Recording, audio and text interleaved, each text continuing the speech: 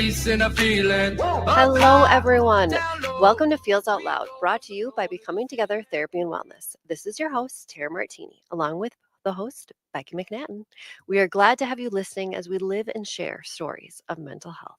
So, Tara, I want to start the show today with a little story. Yes. Recently, I was talking with a friend of mine who was telling me about an experience at work for her. And so she started with sharing the context of her life right now, how exhausted she's been recently, how she's been taking care of her parents, and then was sitting in this work meeting only to be completely put on the spot for not finishing a task that she had actually never been asked to do in the first place. Yeah, interesting. So she talked about what was said, how demeaning it was, and that the end result was her leaving the meeting so other people didn't see her cry. She spilled something on herself purposely in this meeting so she would have an excuse to leave the room and get some towels. And then she's saying this to me, and she said, all of a sudden, I'm sorry, this is stupid. Now I'm just complaining. I shouldn't be such a whiner. Compared to so many people, I have an amazing job. I get paid decent. I have solid hours that fit my life, and I need to focus on that. And in those few seconds of saying those couple statements, I saw every emotion that she had about the experience completely get shoved somewhere else. I didn't really even know what to say, whether I should validate her reframing to the situation or go back to the hard emotions that she'd started expressing. And totally real here, I wanted to go with her last statements, to focus on the positive, to think about all that her job is, to put the conflict in perspective that maybe things just weren't as bad as her emotions felt like they were in that moment. I wanted to praise her calm and cool-headedness in being able to completely rally behind a different way to look at the situation. And it highlighted for me, we use gratitude and reframing as an emotional weapon a lot.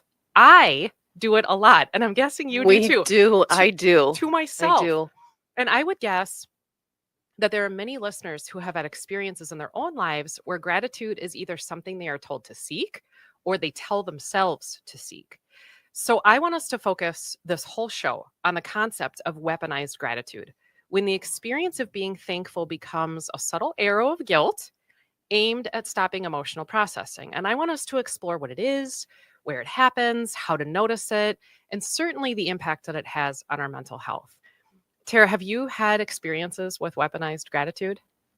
100%. And I think if we all thought about it as listeners, we've all had those experiences. And I think the biggest thing for me is I don't think we or our audience understand what we're doing when we do that. Right? Is that, and you just said it about 30 seconds ago, is that we are then invalidating the experience and the emotions that we're feeling. When we do that, where do those emotions go? And that's the hard thing, is that we feel like we're not allowed to feel the feels. Right. We must then feel gratitude. Right. And although reframing can be a beautiful thing. Yes, absolutely. And we talk about that all the time with clients. It can be super helpful to offer us perspective on things. But when do you feel a pressure to be grateful? Like every day? So much. So much.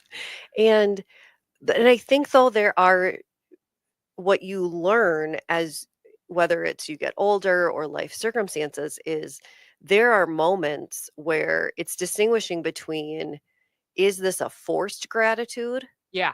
Or is this genuine? For example, this just happened this morning. I go and get lab work because I have to get infusions. I am a healthy person, but my infusions are in the cancer center. So when I sit for half a day, I'm surrounded by cancer patients. I leave there every day feeling gratitude. That is authentic, and that is pure gratitude, not forced. Not forced. And we're going to talk about, I love that you bring that up, because we're going to talk about this difference between when we feel real gratitude about our experience, when there's this pressure to experience gratitude. Such an interesting topic. We're going to take a short commercial break, but come back when we talk about weaponized gratitude and questions you can ask yourself on the role this plays in your life. We'll be back in just a moment. Nothing to lose. In a world full of strangers, you don't know that's right. All you see is danger. time that you lost. Welcome back to Feels Out Loud, brought to you by Becoming Together Therapy and Wellness. I'm Tara Martini along with Becky McNattin. Let's dive right back into our discussion on gratitude as a relational weapon. And we were talking about in the last segment, gratitude is an incredible concept Mhm. and can be deeply healing in offering perspective. Mhm. It has been linked to many positive effects on health and well-being.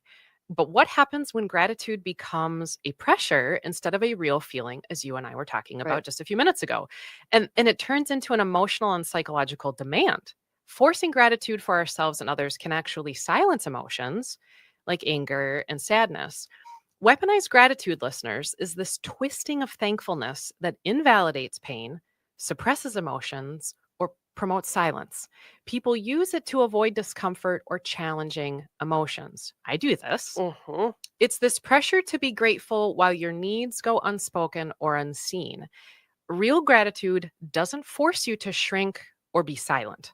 And that is something that I kind of try to challenge myself with. But Tara, I have some thoughts on how is the phrase should be grateful used as a tool to silence or look for compliance in relationships, maybe workplaces or society in general? I will say that's one of the phrases that it was used probably like a week and a half ago. Mm, I was having a conversation with someone and I said, "Wow, those were beautiful gifts that you gave these people." okay. And the individual said, "Yeah, and they should be really grateful that they received them." And I was like, "Oh, the minute that you assign someone and demand that they be grateful, it takes the whole meaning of gratitude away." Because then I thought, "Wow, then it's almost like when you're gifting something, you're watching and waiting. Hmm. And if they don't have the degree of gratitude that you expect them to have, Right. okay, well, that defeats the purpose." Um, I have real issues with that because there should be no expectation Hmm. if you're doing anything. Gratitude should come from a place where it's authentic. It's not something you're doing one thing to get someone to feel gratitude. Hmm. It should just be a pure, independent, standalone thing Yeah, that I love that happens. you said the word assign. That is a really powerful word to say, I'm telling you that there needs to be gratitude here.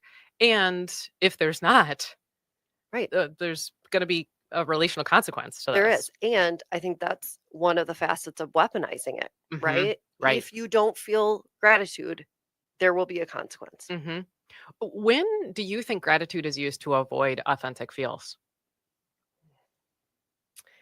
I think so many times it is if someone is, and we all know people, it may be ourselves, but we all experience this all the time, is when someone is too fearful of being vulnerable or like fearful to go deep. Yeah. Well, the easiest thing to just say is full of gratitude.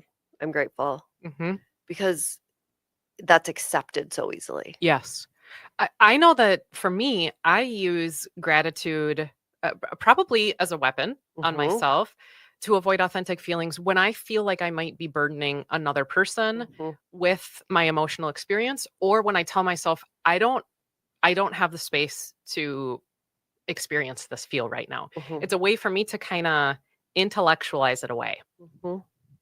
I think also it is, and I will put us both on the spot, that we will both be having a bad day at the same time. And I will walk over to you and say, like, hashtag grateful or hashtag Yes. gratitude. Right. Yes. Um, that will use it in that ironic way Yeah. of, um, and I think in a way that's also weaponizing it, It right? is. It is coping, but it is weaponizing it. Right. Yeah. And you can do both. There can be the and. Yeah. So we have some questions that people could ask themselves on the role of weaponized gratitude in your relationships with yourself and others. Tara, ask us the questions. Okay, here we go.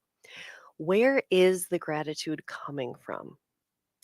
Is it from me or someone else? Hmm. Is it the, Again, like yeah, that assigned part that you yes, were just mentioning. yes. Is the expectation of gratitude And that's the expectation, that assigned or expectation coming from genuine feelings or from a place of avoiding conflict or to keep the peace. What happens in my body when I say it? Wow. Yeah, we don't necessarily think about that. And how many times do we say that to our clients? I just said that. I've said it multiple times already this week. When they'll make a statement, and I'll always instantly say, how did you feel when you just said that? Yeah. Because then that can help them if they don't know how they feel about a decision to make or something, ask them how their body felt. It's the same here about gratitude. Right. Do I experience tightness, numbness, dread, like something has closed off? Or the opposite, does it provide openness and relief? Yeah. And are we even noticing that is a really good point that you said when you sort of challenge people. Do we even notice that it felt like something closed off? Right. But now audience members are going to go, well, now I'm going to start paying attention. Yeah. As soon as you mention something or someone mentions something to you about gratitude, notice what's happening in your body. Am I using gratitude to bypass anger and pain? I do this frequently. As we just said, I know. And sometimes that sarcasm is a great tool. We've talked about this a lot on the show. We did a whole show on masking even that if we can say, I'm going to come back to it, sometimes we have to do what we have to do to get through a moment. Yeah. But is it a way to deny ourselves the experience of pain and anger? I think I fall into this category frequently. I do think it is. Am I telling myself I should be grateful? Okay. How many times do we do that? Yeah.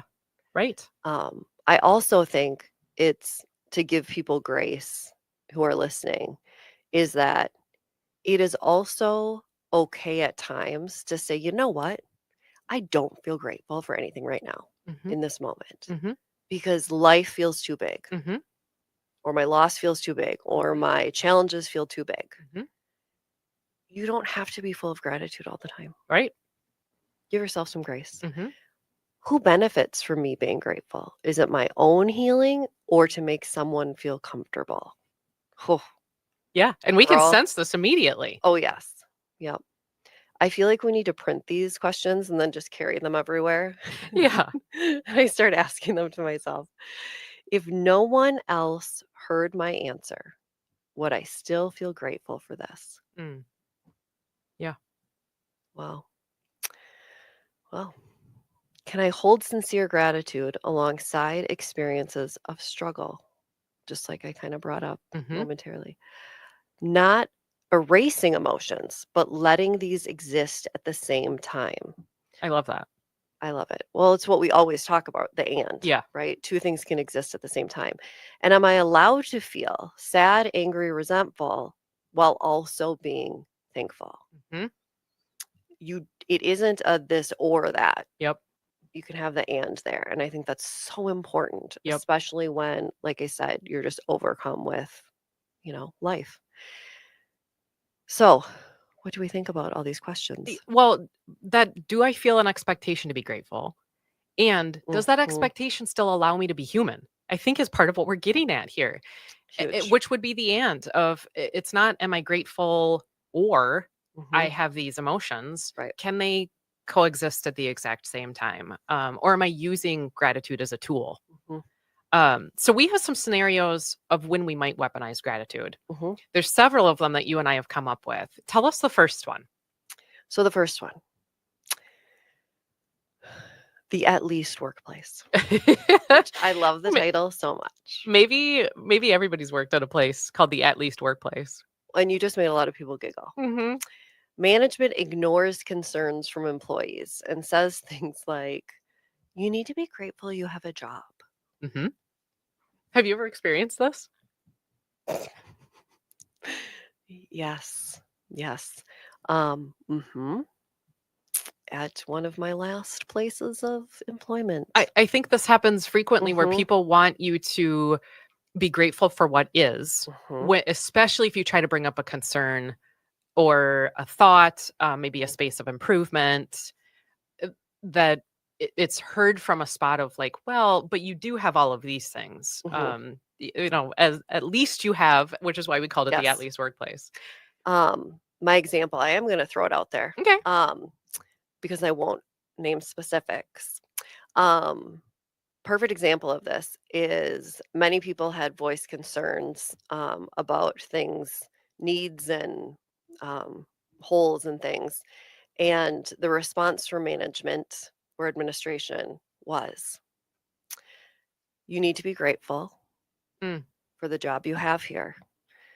And if you want to leave, go for it, because there's a line of people outside waiting to take your spot. Okay, yeah, which also is used a lot in there's so many people who would want to be you. Yes. And we all sat back and were like, well, we are kind of trapped because we know that that's a fact. We were in a hot spot. Mm-hmm. But they just kept with you should be so grateful you're here. Yeah. And what that did to morale. Yeah. Right? This weaponizing gratitude in a workplace, so difficult. Yeah. And can have such a huge impact. And, so then outside of the workplace, Yes, we have another scenario called the martyr partner. Yes, girl, we do. Where a partner who does the bare minimum, because we don't know any relationship, helps in the very world, little, listeners. but expects intense gratitude for their contributions. So an example of this, a very quick one, is a person mows the lawn and then asks for constant feedback about how amazing the lawn looks when your perception is that they don't really help with anything else. But that lawn sure looks real good. Yes. There's no listener that can relate to that. And then we have self-silencing. Yeah. Individuals who suppress their own emotions and distress by telling themselves that they don't have a right to feel what they feel, that other people have it worse. And it's just that idea of we just invalidate our own feelings. Yeah. This would be what my friend was at the beginning of this whole episode, really, which is what caused me to think about weaponized gratitude. That in the instant, and it was so fast, of as soon as she was started to say a hardship at work, it was quit itself. You really don't have it that bad. Which is so damaging, because she deserves to be in that moment and just feel ick. Like, it's okay to do that. Right. And then we have the shoulding parent. I love the name. And this doesn't necessarily mean parent. This could be any authority figure who shuts down emotions or needs by saying, you should be grateful for everything I have done for you. And this was a little like what your workplace also did in the at least workplace. Yeah. So this can be anyone in a power position. Like I said, does not have to be a caregiver or a parent. Power position over someone else. And years ago, a friend of mine, it was such a funny story we could laugh about after the fact. I was going to say, right away, that's impressive. No, not when it happened. So a friend of mine went to a manager about being overlooked for a promotion that she'd applied for. And she was mostly just looking for feedback on why did I not get it? Which is maybe even skill. Constructive feedback. Yeah. Yes. And instead of being able to share the disappointment she had about the experience and the not being chosen for the promotion, her manager started to talk about all the times that my friend had been offered things at work, including snacks, like Thursday snack day or something. There was no space for the current challenge. And after a while in the conversation, the manager said, this was a great discussion. I'm so glad you value everything I've helped you with. Which gets at that you should be grateful. There isn't space for your disappointment or betrayal or sadness here. This is only, you ought to know all that I've done for you. Even Snack Thursday. Right. Wow. Okay. Then we have performative kindness. A person performs unwanted help, then keeps a mental tally of these favors to make the recipient feel indebted or obligated to comply with future requests. Oh, and we all know people that do this. It's the idea of where people pull in favors because of the things they've done for you. Like, oh, well, I did this one thing for you, so now it's time. Yes. Yep. That you never asked them to. Correct. But then it's like, that's where the weaponized gratitude. Right. You should be feeling really grateful to me and Yes. appreciative for me, And very almost thankful for what I yes. do. Yes. And so you should want to do this then. Mhm. When there probably are times where we sit with, but I didn't ask you to do that. And now You I did have to do this for you? You did that voluntarily. Wait, what? Wait, you didn't. This was a Yes. plot. Okay, and then we have the guilter. Mm. Someone who immediately responds to an emotional expression with a reminder of what someone ought to be thinking about instead. And I have so many examples of this. I was just talking with someone who shared with me about this really minor car accident that they had been involved in. And they were talking to someone in their life who said, you shouldn't be thinking about how hard this is. And they were talking about kind of insurance process, filing a claim, just like being late to work that day. And the person said, it could have been so much worse. Immediately, Mhm. that is guilt Mhm. of you ought to be thinking about something else instead. There Right. isn't space for whatever this is for you right now. Now, I have no idea if in that Right. exchange the Right. person knew they were weaponizing guilt, Right. but it was guilt. So, which is why we call it the guilter. Then we have the emotional avoider, which I would guess every listener knows someone like this in their life. This is a person who uses gratitude to not have to hold a response or respond to heavy or uncomfortable emotional experiences And for other people. We talked about this a little in the first segment. Yes, it changes up the discussion to something lighter or more positive. Years ago, I was sitting with someone talking about a massive disappointment in my life, and I had felt exceptionally betrayed by this individual. I could feel, as I was talking about this is years ago now, feel the person I was with getting uncomfortable. Like I could just sense it. Mhm. And like the just the presence of me being sad was too heavy.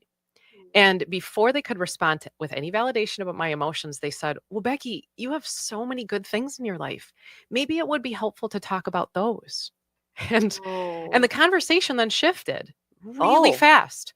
Okay. Conversation shifted to all sorts of things that had nothing to do with my feelings that I had shared because we started talking about the things that were good in my life.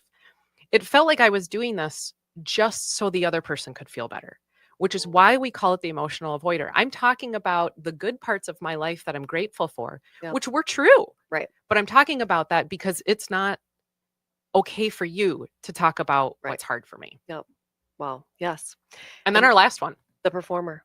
When people feel obligated to appear thankful, even in situations where their needs aren't being met. So true.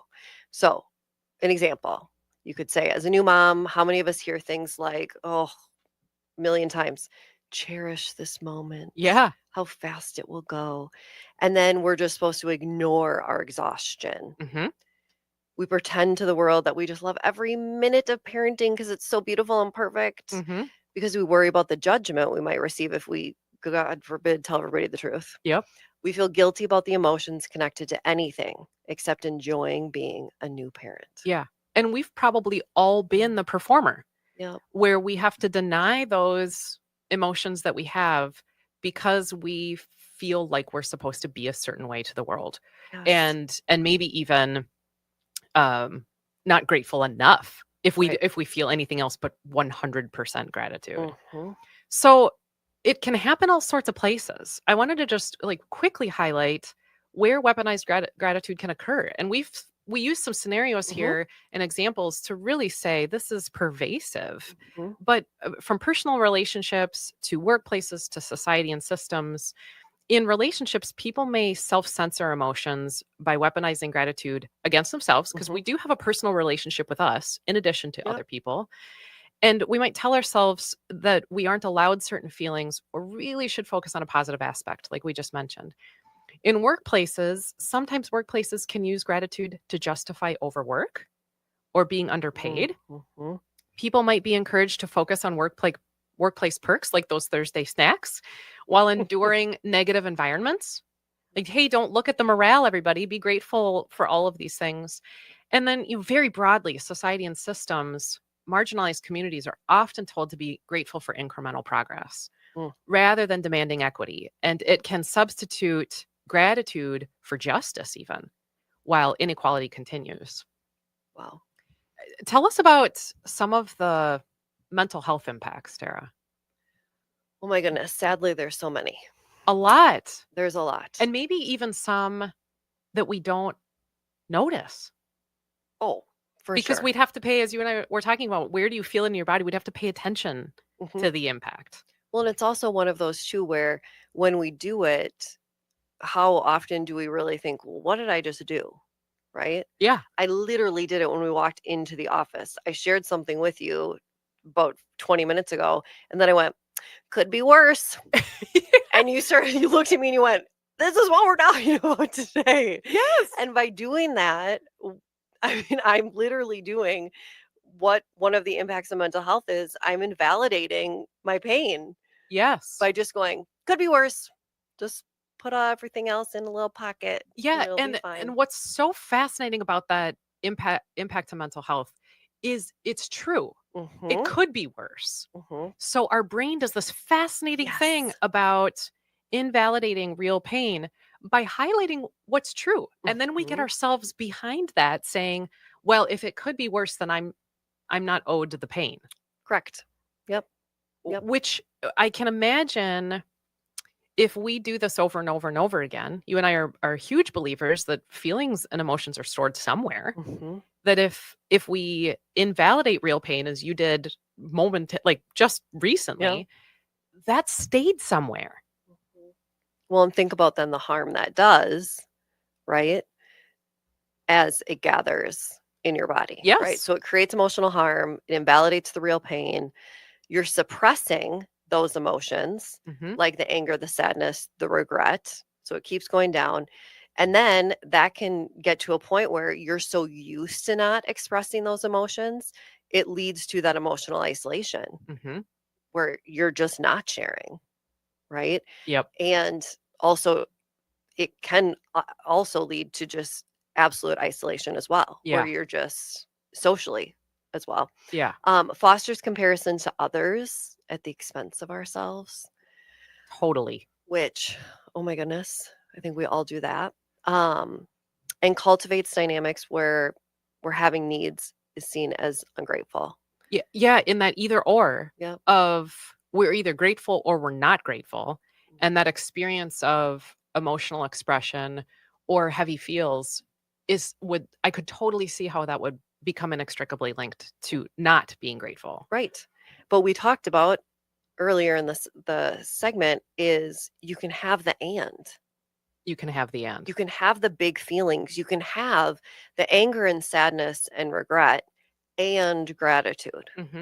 Yeah. And you said something a minute ago around the isolation, the emotional isolation. I could see where if we're never challenging ourselves to practice that vulnerability, we're also not growing the muscle on acknowledging it to ourselves. So we might not even notice the weaponizing of gratitude on us, but we're not practicing sharing it or expressing it with other people. And that does take practice. Vulnerability does not come just super easy. Right. No, it doesn't. I think too, when I look at this list of, kind of highlighting how have we seen the impact on mental health as far as the gratitude. I remember on my grief journey, one person in particular who would always be like, well, we just have to look at what we're grateful for every single day. And that was kind of their way to cope. Okay. And I just remember one day being like, can we just not? Can we just for one day not? Yeah. And just be sad. And just be sad. And I noticed the long-term effect on that individual was almost like a prolonged grief, a delayed grief, really, because I was actively grieving. And that person, just like we talked about how it's weaponized, was pushing down their negative emotions. Yeah. Saying, I'm grateful, I'm grateful, I'm grateful, but not acknowledging the anger, sadness, and grief. Yeah. So then it was so delayed. It came so much later. That makes so much sense to me. And focusing on sadness doesn't mean in the totality there aren't also things you're grateful for. But in the moment, allowing yourself that this feel gets the primary focus. And you can have both. Well, that leads me to a math equation, and I'm not a math person. Okay, when I saw the title of this segment, I was like, never thought I'd see those words on a paper. Yes. So I wanted to offer our listeners something to ponder around the moments when gratitude becomes a tool to suppress emotions rather than highlight them. So gratitude actually highlights emotions. And you mentioned that at the beginning of this episode, rather than suppress them. I want people to really think about the questions I am about to ask. Maybe even write these down and truly reflect on the way they show up in your life. These are the questions. Are you reframing something after feeling the feel? Or are you reframing something in order to prove validity or space owed for a feel? And the reframing is the gratitude. We use gratitude. Are you offering or saying gratitude, thinking about it after feeling the feel, or are you using it in order to prove validity or space for a feel? And I have a simple math equation that I use myself to challenge me in not weaponizing gratitude to avoid feeling feelings. Feeling plus expression equals relief. Feeling plus expression equals relief. And I believe relief is required for reframing. So I see that as needed as a precursor. I tell myself that I can't have relief without having felt a feel first. I agree. Once I've done this, felt the emotion, and perhaps I'm in a space of relief, then I can frame it and meaning make all I want. So let me give that equation again. Feeling plus expression equals relief. Yet, society often thinks that reframing plus meaning making equals feeling, that we need to prove if our emotions are valid enough to process. We do it all the time. We have to reframe and meaning make about a situation before we get to feel anything, is that equation. And it has to make sense in order to allow the emotional experience. Thoughts on it? Well, one, this is the first math problem I've been able to figure out and have it be easily understood by my brain. It's not calculus. No, it makes so much sense. And it is one of, oh my goodness, it is all the things, right? In that this may be very difficult for people. Super. A very difficult math problem in that you're asking me to feel and express. Yep. It might be very hard. But in the end, no matter what, you are going to feel relief, right? In that it may not be instantly, but the end result, the solution is relief. Yep. 100%, because how can you, if you reframe it sometimes without the extra step, there's no relief, right? If you just have gratitude and you push it down, there's no relief. So in order to feel that, to feel lighter, to not set yourself up for these symptoms we talked about a few seconds ago, you have to have feeling and expression. Yeah. And if we're really honest with ourselves about the role of gratitude, then, because to me, gratitude can come from spaces of relief. But we then can see, oh my gosh, it could be this and it could be this. And I'm so thankful for where I'm at and what I have and what is. But if we are using that to say, well, if I can figure out anything that I ought to be grateful for or where gratitude is, then I shouldn't have the feel. That we are minimizing something. And I think reframing is awesome. It's perspective taking. We talk about it all the time. It has its place. Perhaps after, though, we have allowed an emotional experience. If we haven't had the emotional experience, and I guess that would be another question to say to our listeners, have you had a feel about this experience yet? Or the situation that have you noticed what the emotion is? If you've leapt to some sort of gratitude, and we gave any of the examples, that maybe gratitude has become a weapon. And it gets back to that question of, am I trying to prove validity or space owed for the feel? And you and I say all the time, feelings don't have to be facts. No. So some things we can do. Validate our emotions, which could be a whole show by itself, but acknowledging that gratitude and reframing can exist with anger, resentment, and sadness. They actually can be together. They can. They absolutely can. The next one would be avoid comparisons, which is like, what? Yeah. In our society. Saying things like, could be worse. really might not be helpful in processing through how an experience applies to you personally. Having something be worse can sure offer perspective, but not at the cost of, again, then you're invalidating your own feelings and your own experience, which is not what we want. Yeah, and that's all about, yes, the reality is that's true. It could be worse. It's an intellectualization. It doesn't mean what is still doesn't have an emotion connected to it. Right. You can say both. You can say it could be worse, and I'm also feeling really awful right now. Yes, and I would say to that, think about your use of the word should at all. To you or anyone around you, anytime we use the word should, we need to consider guilt included right along with this. It's one of the greatest guilt words. And so if in your head or verbally you're saying the word should, this may be a moment of weaponized gratitude because there's guilt associated. I think that's like a huge takeaway from this episode. If anything, just like have listeners, how often do we use word should? And the next time you do, just stop for a moment and think. Also, just think reframing your process instead of your content. So instead of saying things like, why aren't you more grateful? Consider asking yourself, what would be helpful right now to support that emotion? Oh my gosh, I love that. Love it, but I'm sorry. How many people actually do that? It is an incredible challenge. Exactly. So I think that is the point Yeah. of like, oh my goodness, those are such beautiful words. What would be helpful right now to support the emotion?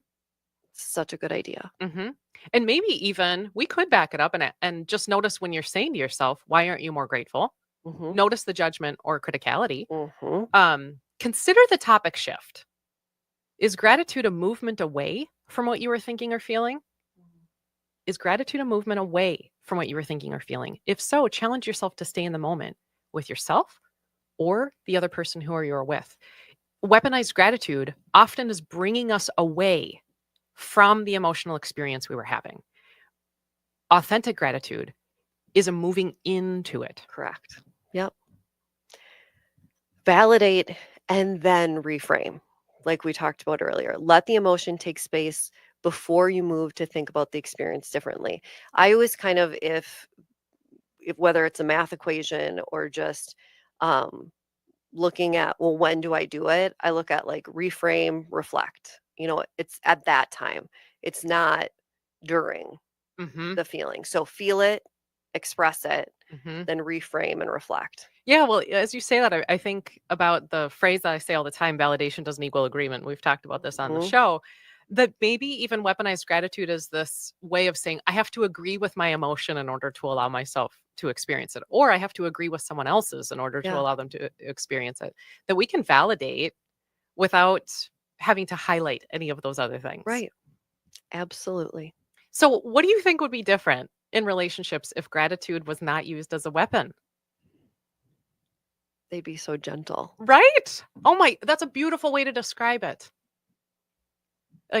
Thanks. They would be, there would be an ease of sharing ourselves. And there'd be more vulnerability then. Because there would be less guilt associated with it. People would feel more safe. Yeah, you think about how often we might share more of what our experiences are. Is that when you say there would be more vulnerability, I have to think that we would wear our story more fully, probably more presently, and definitely more readily. If we felt like it was going to be held or supported or we could trust ourselves and other people to respond. I love that. If it was being held. Yes. Beautiful ways to describe it, because I do think that gratitude is incredibly healing. And we do need it. We probably will do a whole show on what it means to have gratitude. Yes. But only when it's authentic. Yes. But only when it's authentic. So much to think about here. We are headed to a commercial break, but when we come back, we will talk through listener questions all about weaponized gratitude. Feels Out Loud will process your thoughts in just a moment. Find your people, then you'll find yourself. gotta find the people.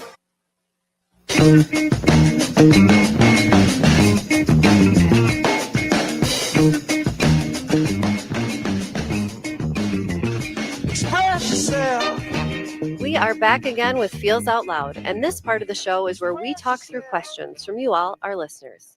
If you have a question related to mental wellness, sharing feelings, or topics for each week that you would like us to process through, please visit our website at becomingtogethermn.com and find the Feels Out Loud page to submit a question directly, or email us at contact@becomingtogethermn.com. Of course, follow us on social media as well. We really do want to hear from you and what you are wondering about. And we actually are grateful. We've been talking about gratitude, but we're grateful to our listeners who have sent in questions about the ways that gratitude can be weaponized in relationships. And we've talked about relationships with ourselves and with other people. So we are thankful for you. One of our listeners said to us, if someone weaponizes gratitude toward me, what can I do? How do I respond? And I loved this question because so much of our show was about what is it? How does it impact us? As if we might be, as if we're receiving it. So what do we do when we have noticed this from someone else? Such a good question. It is. I think the first thing, and let me know what your thoughts are. I think the first thing, it depends on who this person is in your life. Good point. Yes. Because as we said, weaponized gratitude can be in any facet of your life. So to me, I would respond differently if it was my boss versus my sister versus, a friend neighbor that I just started to Yes. get to know. Yes. Particularly if it's a colleague or, someone in the work environment. Completely agree. So I think it does depend on the environment and then the person. Okay. And I would say to this listener, if someone weaponizes gratitude toward you, notice how it feels in the moment. Right away. Obviously, this person knows that it's occurred, or they're saying, from now on, if I notice this, you get some choices in the moment. Do you tell yourself, oh, this is what happened, and I want to say something back to the person, which I think is what you're referencing on who are they to me? Right. Do I set a boundary? Do I say something about this isn't helpful, or do I state what I need? We're kind of making those in the moment decisions based on who that person is to us. But I would say to this listener, you have some choices. You don't necessarily have to say anything to the person. How you respond could actually be just ending the discussion. But my challenge to this person would be, how do you acknowledge the feel that already still was for you? What are you doing for, we notice the weaponizing of the gratitude, and maybe holding the relationship accountable is something that we need to do. But still in the moment, I love the idea, and would love your thoughts, Tara. I love the idea of saying, well, what does this emotion still need from me? Before I get to what do I need from this relationship, or who is this person that I'm going to say something to later on? Because that has digressed from what was causing the feel to begin with. So if you end the conversation, I'm still thinking, your response might be just go along with it, or go with the flow, or choose to say, no, I need to talk about this thing right here, right now. Either way, though, asking yourself, what does this emotion need?